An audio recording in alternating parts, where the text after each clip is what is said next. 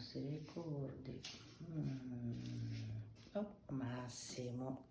Ti sei portato anche il fenicottero, hai la videata del mare perché sei a lavoro.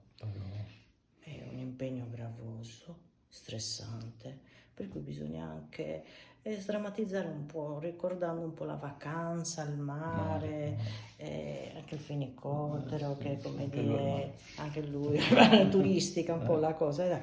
Sì. E senti, anche gli occhiali messi lì da Sì. sole, sì, sì, sì. Senti, mi è capitata una cosa. Allora, ho sentito un termine in lingua sarda che di rado capita di sentire, cioè almeno non mi è capitato così spesso, vero? Elusu.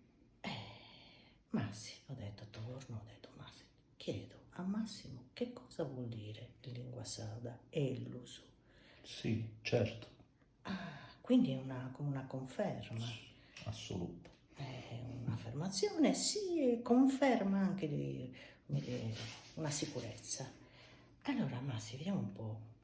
Se io ti chiedo, sabato, andiamo in natura?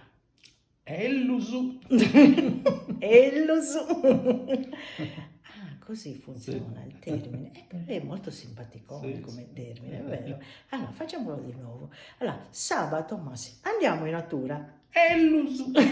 Elusu.